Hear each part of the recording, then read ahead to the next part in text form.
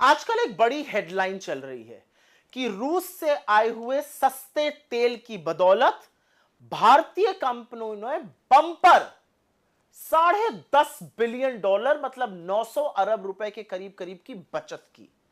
अब सवाल यह है कि इसमें आपको क्या मिला? क्या आपके पेट्रोल और डीजल के दाम कम हुए?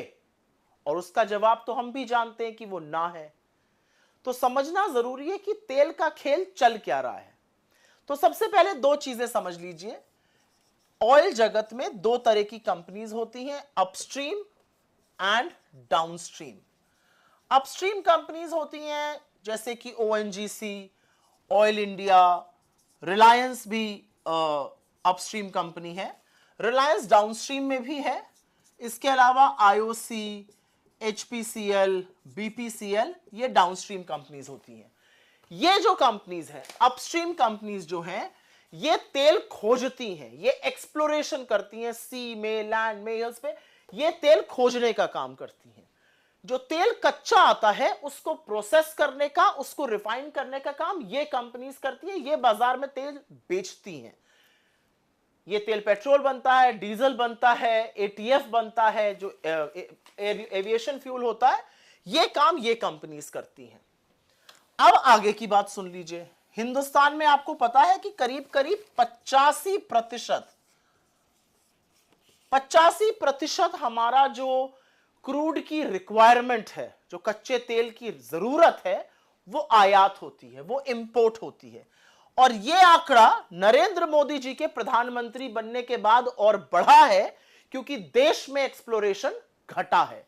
85% कच्चा तेल हमारा बाहर से आता है, खाड़ी के देशों से आता है, इधर उधर से आता है।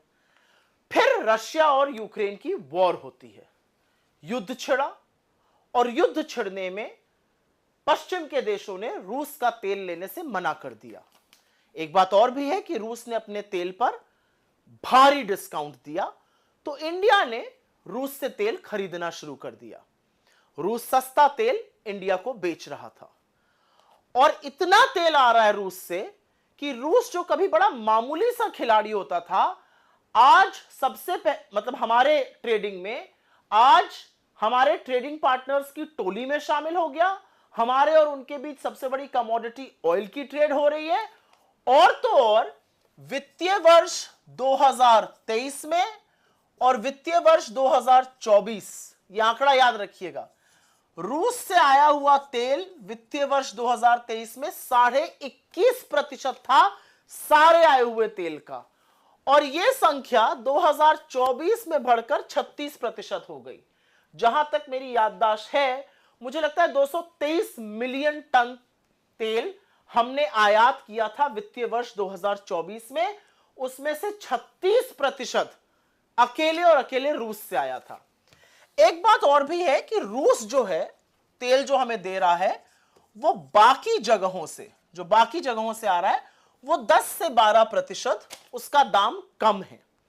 रूस हमें कम दाम पर तेल बेच रहा है। रूस की देखा देखी और भी देशों ने हमें डिस्काउंट दिया।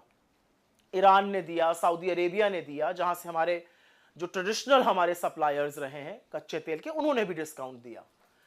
अब आप ये सोचेंगे कि 10 से 12% अगर दाम कम आ रहा है तो इसका फायदा किसको पहुंच रहा है? क्योंकि आपको तो नहीं पहुंच रहा है, आप तो अभी भी पेट्रोल और डीजल के वही दाम दे रहे हैं। तो फायदा पहुंच रहा है 5 कंपनियों को, IOC, HPCL, BPCL, Reliance industries और नियारा एनर्जी।